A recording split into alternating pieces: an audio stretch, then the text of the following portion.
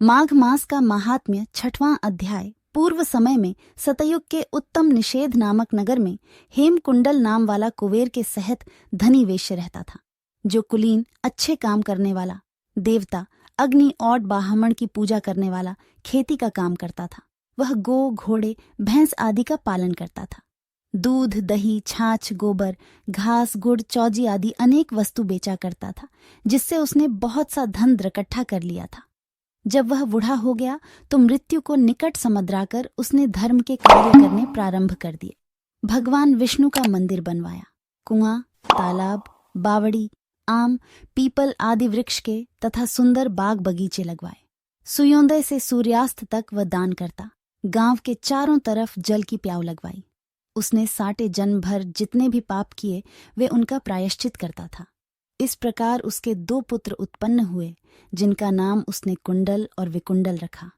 संपूर्ण माघ मास पुराण गया और महात्म्य जब दोनों लड़के युवावस्था के हुए तो हेमकुंडल वैश्य गृहस्थी का सब कार्य सौंपकर तपस्या के निमित्त वन में चला गया और वहां विष्णु की आराधना में शरीर को सुखाकर अंत में विष्णु लोक को प्राप्त हुआ।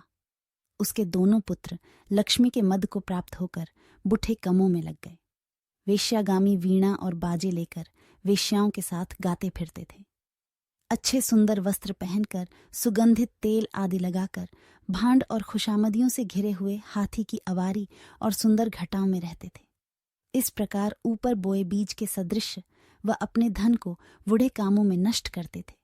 कभी किसी सत्पात्र को दान आदि नहीं करते थे, न ही कभी हवन, देवता या ब्रह्मा जी की सेवा तथा विष्णु का पूजन ही करते थे। थोड़े दिनों में उनका सब धन नष्ट हो गया और वह दरिद्रता को प्राप्त होकर अत्यंत दुखी हो गए। भाई, जन सेवक, उपजीवी सब इनको छोड़कर चले गए। तब इन्होंने छोटी आदि करना आरंभ कर दिया और राजा के भय से नगर को छोड़कर डाकुओं के साथ वन में रहने लगे और वहां अपने तीक्ष्ण बाणों से वन के पक्षी, हिरण आदि पशु तथा हिंसक जीवों को मारकर खाने लगे।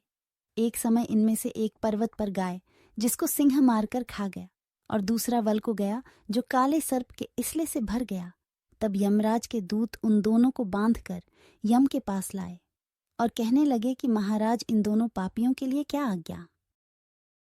अगर आप इस चैनल पर नए हैं तो चैनल को सब्सक्राइब करें और हमारे इस परिवार का हिस्सा बने। धन्यवाद।